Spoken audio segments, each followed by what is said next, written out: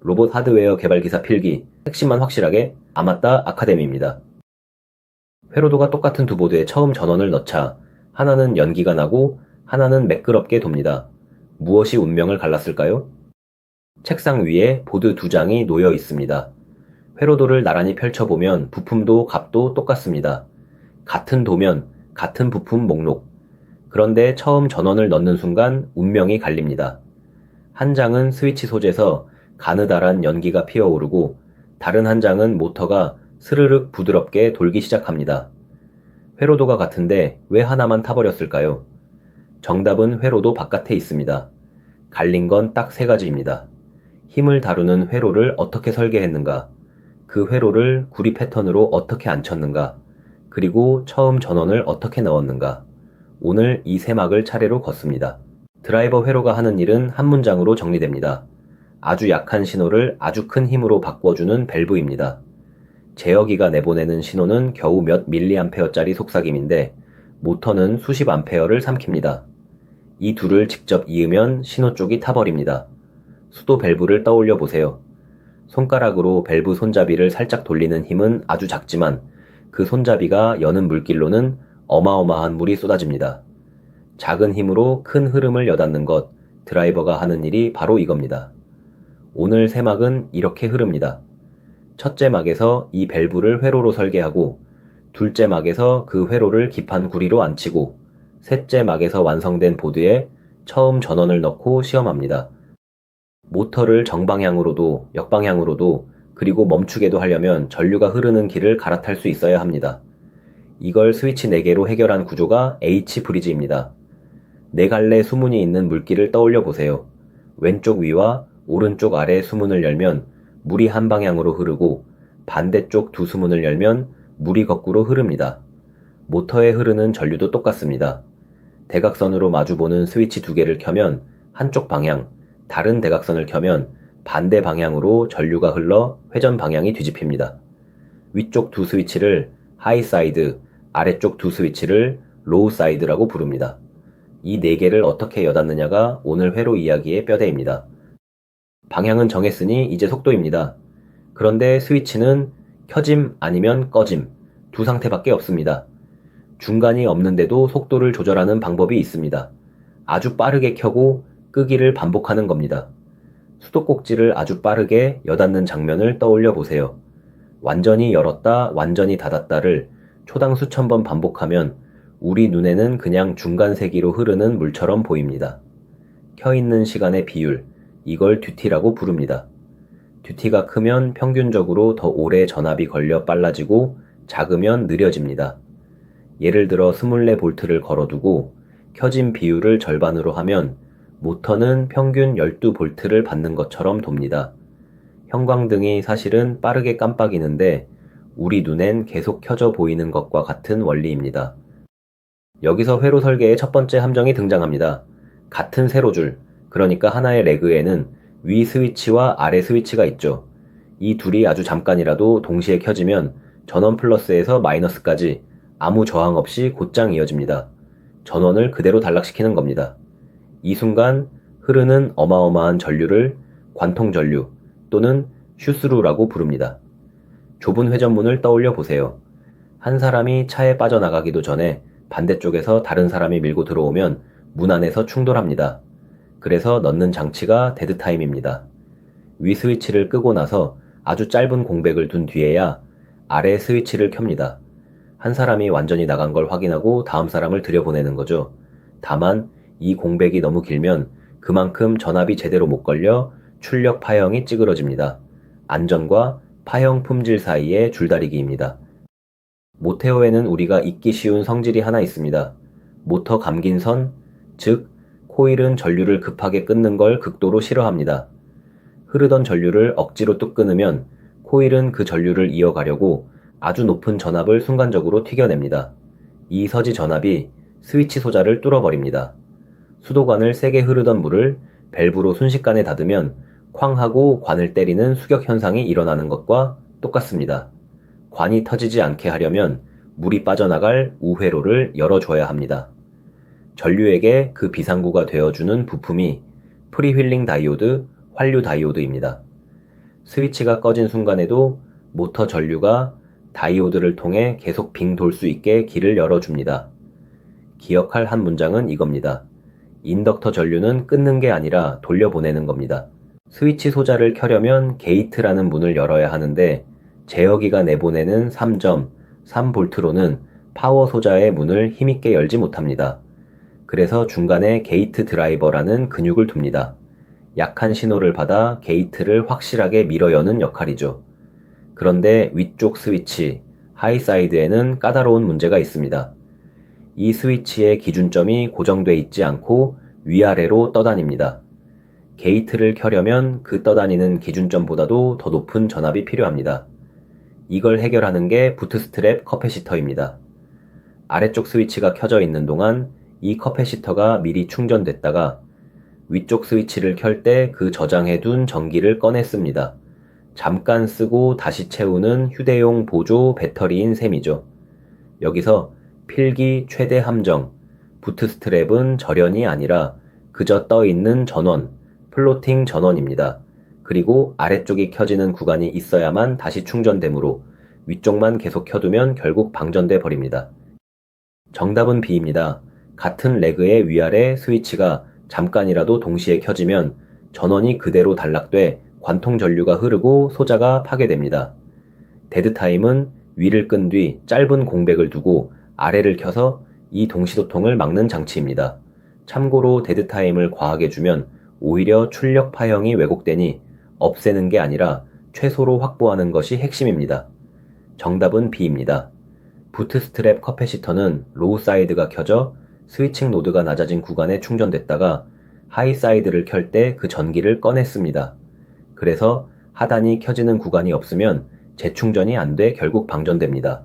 또 하나, 부트스트랩은 절연 전원이 아니라 떠있는 플로팅 전원이라는 점을 절연으로 착각하지 마세요. 모터를 제대로 제어하고 보호하려면 지금 전류가 얼마나 흐르는지 알아야 합니다. 토크는 전류에 비례하니까요.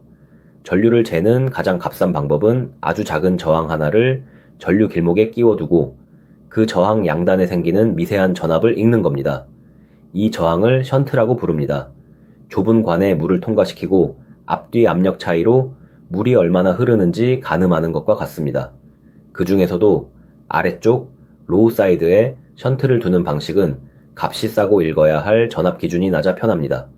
대신 아래쪽 스위치가 켜져 있는 그 짧은 구간에만 전류가 션트를 지나가므로 그때만 측정할 수 있습니다. 측정할 수 있는 창이 좁다는 뜻이죠. 흔한 오해 하나. 저항을 크게 하면 신호가 커져 좋을 것 같지만 그만큼 전력을 더 잡아먹고 열이 나며 손실이 됩니다. 신호 크기와 손실 사이에서 적당한 값을 골라야 합니다. 스위치 소자로는 크게 두 종류를 씁니다. 모스펫과 IGBT입니다. 같은 급이라면 대략 이렇게 나뉩니다.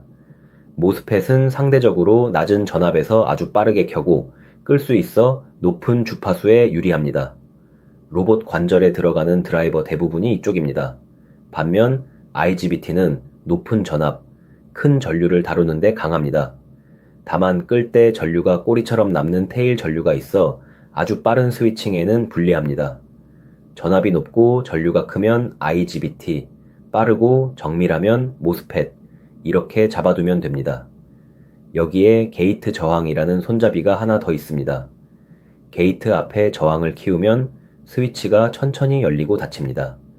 천천히 바뀌면 전자파 잡음, EMI는 줄지만 그 대신 스위칭에 걸리는 시간이 길어져 손실과 발열이 늘어납니다. 반대로 저항을 줄이면 빨라지고 손실은 줄지만 잡음이 커집니다. 조용함과 시원함, 둘 중 하나를 고르는 손잡이입니다. 스위치가 켜져서 정상적으로 도통 중일 때는 소자 양단 전압이 아주 낮게 유지됩니다. 그런데 만약 출력이 단락되면 켜져 있는데도 그 전압이 비정상적으로 쑥 올라갑니다. 이 전압 상승을 감시해 단락을 잡아내는 기법이 디세츄레이션 검출, 데셋입니다. 위험을 감지하면 갑자기 뚝 끄지 않고 부드럽게 내려서 끕니다. 급하게 끄면 그 서지가 소자를 오히려 파괴하기 때문에 데셋은 소프트 셧다운과 한 세트로 씁니다. 또 하나의 보호 상황은 회생입니다. 서보 모터를 급하게 감속시키면 모터가 잠깐 발전기가 됩니다. 자동차가 내리막에서 엔진 브레이크를 걸면 그 힘이 어딘가로 가야 하듯이 이때 만들어진 전기가 전원 쪽으로 되밀려 들어가 DC 링크 전압을 끌어올립니다. 이걸 방치하면 전압이 위험하게 부풀어 오르는데 이를 회생 저항으로 태워 없애거나 전원으로 되돌려 처리합니다. 정답은 B입니다. 모터 코일은 인덕터라서 전류를 급히 끊으면 이어가려고 높은 서지 전압을 튀겨 스위치를 파괴합니다. 환류 다이오드는 스위치가 꺼진 뒤에도 그 전류가 돌 수 있는 우회로를 열어 서지를 잡아줍니다. 인덕터 전류는 끊는 게 아니라 돌려보낸다는 원리를 기억하면 방향 전환이나 센싱 같은 오답에 흔들리지 않습니다. 정답은 B입니다. 게이트 저항을 키우면 게이트가 천천히 충전되고 방전돼 스위칭이 느려집니다. 느린 전환은 전자파 잡음을 줄여주지만 스위칭에 머무는 시간이 길어져 손실과 발열이 커집니다. 게이트 저항은 EMI와 스위칭 손실을 맞바꾸는 손잡이라는 점, 한 방향으로만 좋아지지 않는다는 점이 핵심입니다. 여기까지가 회로도입니다. 그런데 앞에서 봤듯이 회로도가 완벽하게 맞아도 보드는 터질 수 있습니다. 갈림길은 그 회로를 기판 위 구리 패턴으로 어떻게 앉히느냐? 바로 레이아웃입니다. 같은 회로도라도 구리를 어떻게 그리느냐에 따라 조용히 잘 도는 보드가 되기도 하고 스위칭할 때마다 잡음을 뿜으며 스스로를 태우는 보드가 되기도 합니다. 둘째 막에서 다룰 원칙은 딱 두 문장으로 요약됩니다. 전압이 빠르게 출렁이는 노드는 좁게, 전류가 빠르게 출렁이는 고리는 짧게. 이 두 문장이 오늘 레이아웃 이야기의 나침반입니다. 왜 좁아야 하고 왜 짧아야 하는지 하나씩 손에 잡히는 예로 풀어보겠습니다. 스위치가 순식간에 켜지고 꺼질 때 큰 전류가 지나는 고리가 있습니다. 전원 커패시터에서 나와 스위치를 거쳐 다시 돌아오는 이 고리를 파워 루프라고 합니다. 문제는 이 고리가 만드는 면적입니다. 전류가 도는 고리는 그 면적에 비례해서 눈에 보이지 않는 인덕턴스를 만듭니다. 이 기생 인덕턴스가 빠르게 변하는 전류를 만나면 날카로운 전압, 스파이크와 전자파 잡음을 뿜어냅니다. 긴 줄넘기 줄을 떠올려 보세요. 줄이 길수록 한 번 튕겼을 때 채찍처럼 크게 출렁이지만 줄을 짧게 주면 거의 튀지 않습니다. 파워 루프도 똑같아서 고리 면적을 최대한 작게 만들어야 합니다. 원리를 식으로 살짝 얹으면 전압 스파이크는 인덕턴스 곱하기 전류의 변화율입니다. 전류 변화율은 스위칭 속도라 우리가 마음대로 못 줄이니 인덕턴스를, 즉 루프 면적을 줄이는 것이 가장 확실한 대책입니다. 파워 루프를 짧게 만드는 핵심 부품이 디커플링 커패시터입니다. 스위치가 순간적으로 큰 전류를 요구할 때 멀리 있는 전원이 오기를 기다리는 대신 바로 옆에 놔둔 이 커패시터가 즉시 전류를 대줍니다. 그런데 여기서 사람들이 자주 틀립니다. 커패시터 용량, 그 숫자만 크면 될 거라 생각하는 겁니다.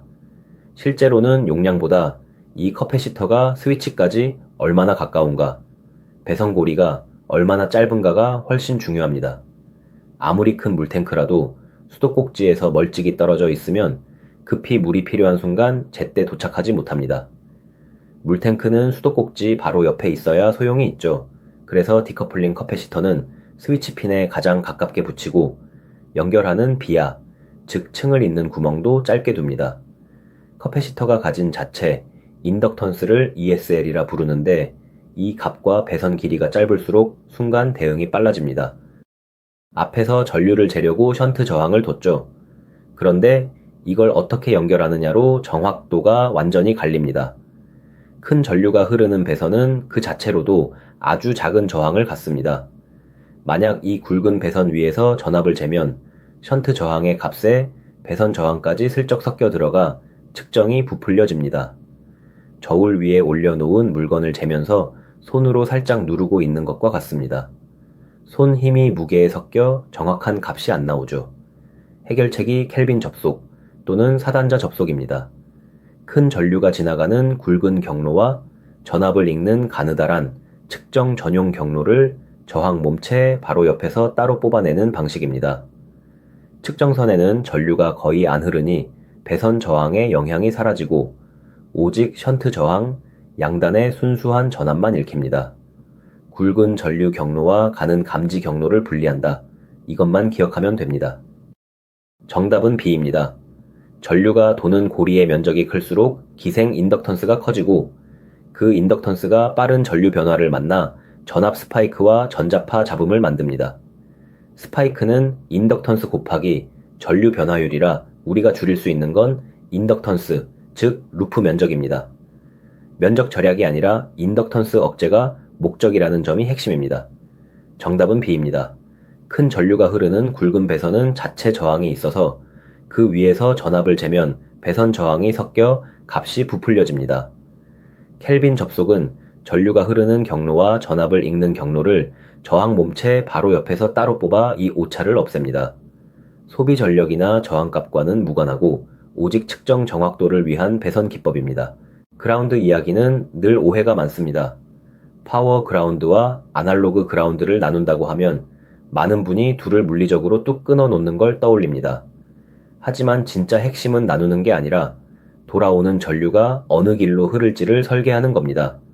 전류는 반드시 돌아옵니다. 사람들이 왔던 길로 되돌아가듯 전류도 나간 만큼 반드시 그라운드를 통해 돌아옵니다. 시끄러운 파워 전류의 귀황일과 예민한 신호 전류의 귀황일이 같은 구간을 공유하면 파워 쪽 잡음이 신호에 그대로 얹혀 센싱이 틀어집니다. 그래서 두 그라운드는 보통 션트 근처 한 점에서만 만나게 하는 단일점 결합을 씁니다. 여러 층으로 된 기판에서는 한 가지를 더 알아야 합니다. 빠르게 변하는 고주파 전류는 놀랍게도 신호선 바로 아래에 있는 기준면을 따라 되돌아옵니다. 그러니 그 기준면에 슬롯을 파거나 끊어 놓으면 전류가 멀리 우회하면서 큰 잡음 고리를 만듭니다. 기준 플레이는 함부로 끊지 마세요. 이번엔 반대로 좁게 만들어야 하는 곳입니다.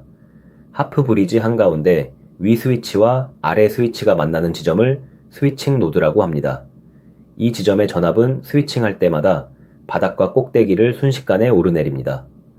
전압이 빠르게 출렁이는 곳이죠. 그런데 이 노드의 구리를 필요 이상으로 넓게 깔면 그 넓은 구리판이 전자파를 사방으로 쏘아대는 안테나가 됩니다. 북을 떠올려 보세요. 가죽면이 넓을수록 소리가 크게 울려 퍼집니다. 빠르게 출렁이는 전압도 마찬가지라 구리면이 넓을수록 잡음을 크게 방사합니다. 그래서 이 스위칭 노드만큼은 전류를 흘리는데 필요한 최소한으로 좁게 유지합니다. 파워 루프는 짧게 만들라고 했는데 이건 다른 이야기입니다. 핵심은 이겁니다. 전류가 빠르게 변하는 고리는 짧게, 전압이 빠르게 변하는 노드는 좁게. 짧게와 좁게 두 처방을 헷갈리지 마세요. 전력을 다루는 소자는 반드시 열을 냅니다. 표면 실장 부품은 커다란 반결판을 붙이기 어려우니 기판 자체를 반결판으로 씁니다. 방법은 두 가지를 함께 씁니다. 소자 발밑에 열을 아래층으로 퍼 나르는 작은 구멍, 서멀 비하를 촘촘히 배열하고 넓은 구리면을 깔아 열을 옆으로 퍼뜨립니다. 이때 온도에 예민한 부품, 예를 들어 센싱 소자는 뜨거운 전력단에서 멀찍이 떼어 놓아야 합니다. 그리고 높은 전압을 다룬다면 절연 거리도 챙겨야 하는데 여기서 두 개념을 꼭 구분해야 합니다. 하나는 부품 사이, 공기를 가로지르는 최단 직성거리인 공간거리, 클리어런스입니다. 다른 하나는 기판 표면을 따라 기어가는 경로의 길이인 연명거리, 크리피지입니다. 표면이 습하거나 먼지가 앉으면 정의는 그 표면을 따라 기어가려 하므로 공기거리와 표면거리는 서로 다른 개념이고 각각 따로 만족시켜야 합니다. BLDC나 세상을 쓰는 모터를 구동할 때는 U, V, W 세 개의 상이 있습니다. 레이아웃에서 이 세상을 다루는 원칙은 간단합니다. 완전히 똑같은 셀 하나를 만들어 3번 복제하는 겁니다. 계주 경기를 떠올려 보세요. 세 주자가 공정하게 겨루려면 트랙 길이도 조건도 똑같아야 합니다. 한 주자만 트랙이 길거나 짧으면 결과가 왜곡되죠. 세 상도 마찬가지라서 각 상의 전류가 지나는 경로, 기생성분, 전류를 읽는 센싱 경로가 상마다 똑같아야 합니다. 어느 한 상만 배선이 길거나 센싱 조건이 다르면 그 상만 미묘하게 다르게 동작해 모터가 도는 힘, 즉 토크에 울퉁불퉁한 맥동이 생깁니다. 회전이 부드럽지 못하고 진동이 실리는 거죠. 세상은 눈에 보이는 배치뿐 아니라 전기적 경로까지 대칭으로 맞춘다. 이것이 토크 품질을 지키는 레이아웃 원칙입니다. 정답은 B입니다. 고주파 전류는 인덕턴스가 가장 낮은 길을 찾아가는데 그게 바로 신호선 바로 아래의 기준 플레인입니다. 그래서 그 기준면에 슬롯을 파거나 끊으면 전류가 멀리 우회하면서 큰 잡음 고리를 만듭니다. 기준 플레인은 끊지 말라는 원칙이 여기서 나옵니다. 정답은 B입니다. 스위칭 노드는 전압이 순식간에 오르내리는 곳이라 구리를 넓게 깔면 그 면이 전자파를 방사하는 안테나가 됩니다. 그래서 이 노드는 필요한 최소한으로 좁게 유지해야 합니다. 반결 목적의 넓은 구리와 혼동하기 쉬운데 전압 변화가 큰 노드는 좁게, 발열 소자의 방열면은 넓게로 구분하세요.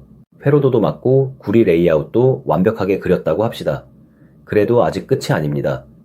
처음 전원을 넣는 그 순간이 진짜 시험대입니다. 여기서 성급하면 앞서 쏟은 모든 공이 한 줌 연기로 사라집니다. 그래서 노련한 엔지니어는 절대 곧장 전격 전압을 때려 넣지 않습니다. 검증에는 정해진 순서가 있습니다. 먼저 눈과 계측기로 부품이 제대로 실장됐는지 확인하고 그 다음 낮은 전압에서 부하 없이 돌려보고 이상이 없으면 부하를 조금씩 단계적으로 올립니다. 낮은 데서 시작해 위험을 하나씩 걷어내며 올라가는 거죠. 셋째 막에서는 이 순서를 따라가면서 각 단계에서 무엇을 어떻게 확인하는지 그리고 시험의 단골로 나오는 계측 방법과 판정 기준을 짚어보겠습니다. 첫 단계는 실장 검사입니다. 부품이 뒤집히거나 엉뚱한 값이 들어가지 않았는지, 다리 사이가 납으로 붙지 않았는지를 눈과 계측기로 확인합니다. 여기서 놓치면 통전하자마자 사고가 나니 서두르지 말아야 합니다. 동시에 종이 위에서 미리 따져볼 것이 있습니다. 전력단이 얼마나 뜨거워질지입니다. 소자 내부 온도는 이렇게 잡습니다. 주위 온도의 손실 곱하기 열저항을 더한 값입니다. 예를 들어 주위가 25도이고 소재서 4W가 나오며 열저항이 와트당 10도라면 25에 4 곱하기 10, 즉 40을 더해 65도가 됩니다. 여기서 무서운 함정이 하나 있습니다. 도통 손실은 온도가 올라갈수록 오히려 더 커지는 경향이 있습니다. 뜨거워지면 손실이 늘고 손실이 늘면 더 뜨거워지는 악순환, 열폭주로 이어질 수 있으니 여유를 두고 설계해야 합니다. 실장 검사를 통과했으면 드디어 처음 전원을 넣습니다. 이때 실무에서 가장 중요한 한 가지, 전격 전압을 그대로 붓지 말고 전류를 제한할 수 있는 전원을 씁니다. 전원의 전류 리미트를 전격보다 훨씬 낮게 걸어두는 거죠. 새 가전제품을 처음 콘센트에 꽂을 때 낮게 설정한 차당이 뒤에서 켜보는 것과 같습니다. 만약 결선이 잘못됐거나 소자가 죽어 있어 과전류가 흐르려 하면 전원이 스스로 전류를 제한하며 버팁니다. 소자가 타기 전에 전원이 먼저 막아주는 거죠. 그래서 이 전류 제한에 걸려 전압이 뚝 떨어지는 현상 자체가 아주 중요한 신호입니다. 어딘가 결선이 잘못됐거나 부품이 이상하다는 뜻이니까요. 정상이라면 무부해서는 아주 적은 전류만 흐르며 리미트에 걸리지 않습니다. 첫 통전은 항상 낮은 전류 제한 뒤에서 이건 습관으로 몸에 붙여둘 원칙입니다. 낮은 전압, 전류 제한 상태에서 하는 첫 시험이 무부하 시험입니다. 모터에 아무 부하도 걸지 않고 돌려보는 거죠. 목적은 부품을 망가뜨리지 않으면서 결선 실수나 정류, 즉 상전환 순서의 오류를 걸러내는 겁니다. 부하가 없으니 전류가 적어 안전하고 그러면서도 근본적인 배선 오류는 드러납니다. 여기서 BLDC 모터에 아주 유명한 증상 세트가 있습니다. 무부하로 돌렸는데 모터가 부르르 떨며 진동하고 전류는 비정상적으로 크게 흐르고 심지어 지령과 반대로 돕니다. 이 세 가지가 함께 나타나면 거의 한 가지 원인을 먼저 의심합니다. 세상에 전원을 넣는 순서와 회전자 위치를 읽는 홀 센서의 순서가 서로 어긋난 겁니다. 코일에 힘을 주는 타이밍과 위치 정보가 짝이 안 맞으니 모터가 앞으로 가야 할 때 엉뚱하게 밀어 진동과 과전류, 역회전이 한꺼번에 나타나는 거죠. 정답은 B입니다.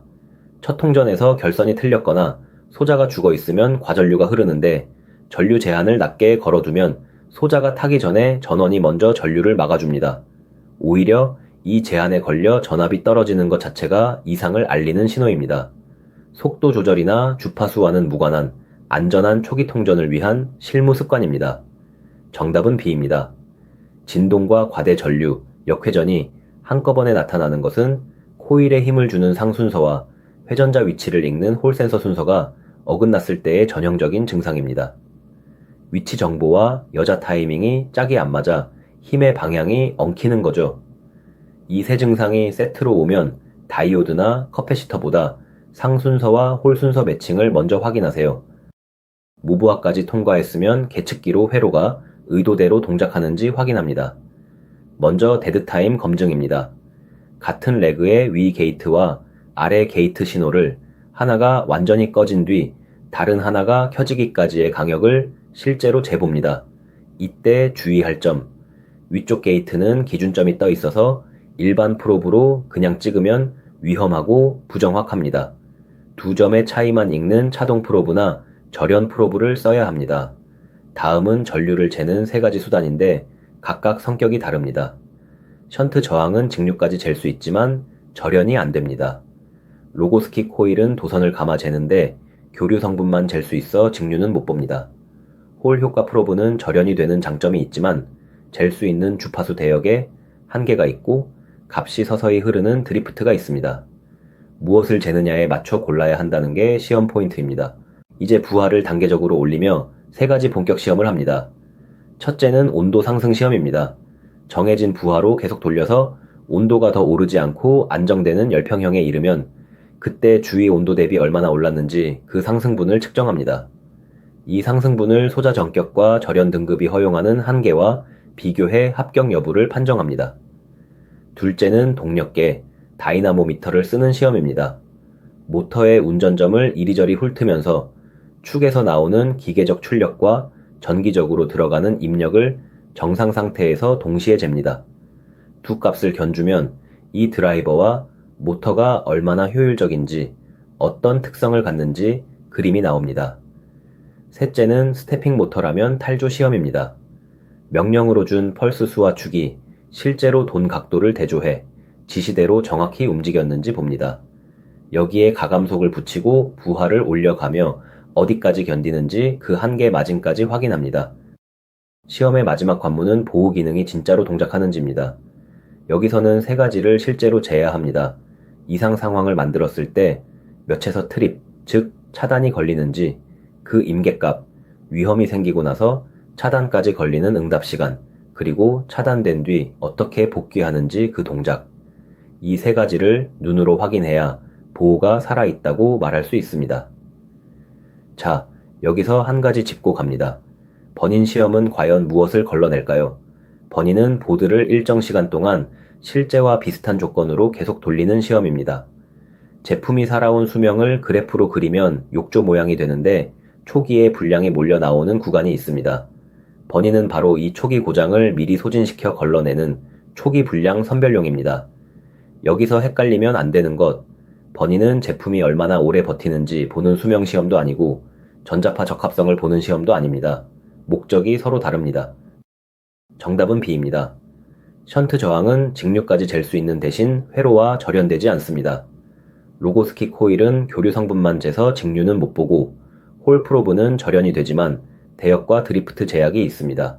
무엇을 재느냐에 따라 수단을 골라야 하며 각 방식의 직류 가능 여부와 절연 여부를 짝지어 기억하면 함정을 피할 수 있습니다. 정답은 B입니다. 버닌은 제품을 일정 시간 가동해 초기에 몰려 나오는 불량을 미리 소진시키는 초기 고장 선별 시험입니다. 욕조 곡선의 앞부분을 걷어내는 것이 목적이죠. 오래 버티는지 보는 수명 시험이나 전자파 적합성 시험과는 목적이 다르니 버닌을 수명이나 EMC와 혼동하지 마세요. 이 편의 필기 함정을 빠르게 몰아서 정리합니다. 하나, 데드타임은 넣어야 하지만 과하면 파형이 왜곡되니 없애는 게 아니라 최소로 확보하는 겁니다. 둘, 부트스트랩은 절연이 아니라 떠있는 플로팅 전원이고 하단이 켜져야 재충전됩니다. 셋, 션트는 저항을 무조건 크게 한다고 좋은 게 아니라 신호와 손실 사이 균형입니다. 넷, 전류가 빠르게 변하는 파워 루프는 짧게, 전압이 빠르게 변하는 스위칭 노드는 좁게, 둘을 헷갈리지 마세요. 5. 션트. 전압은 굵은 배선 위가 아니라 켈빈으로 분리해서 읽습니다. 6. 다층 기판의 기준 플레이는 고주파 리턴 길이니 함부로 끊지 마세요. 7. 첫 통전은 반드시 전류 제한을 낮게 건 뒤에. 8. 버니는 초기 불량 선별이지 수명 시험이 아닙니다.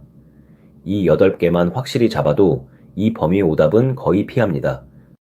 오늘 걸어온 3막을 3줄로 남깁니다. 첫째, 회로 설계에서는 데드타임으로 관통 전류를 막고 부트스트랩으로 하이사이드를 켜고 환류 다이오드로 인덕터 전류를 돌려보내고 션트로 전류를 읽습니다. 둘째, 레이아웃에서는 파워 루프를 짧게, 디커플링 커패시터를 스위치 곁에 바짝, 션트는 켈빈으로 분리하고 기준 플레이는 끊지 않습니다. 셋째, 보드 시험에서는 전류 제한을 낮게 걸고 첫 통전을 하고 무브하로 결선과 정류 오류를 걸러내며 번인으로 초기 불량을 선별합니다. 회로도가 같아도 결과가 갈리는 이유는 바로 이 세 층의 디테일에 있습니다. 오늘 이 세 줄을 손끝의 감각으로 지니고 가시길 바랍니다. 여러분의 구독과 좋아요는 다음 학습 영상을 만드는 힘이 됩니다. 아마따 아카데미가 합격까지 함께하겠습니다.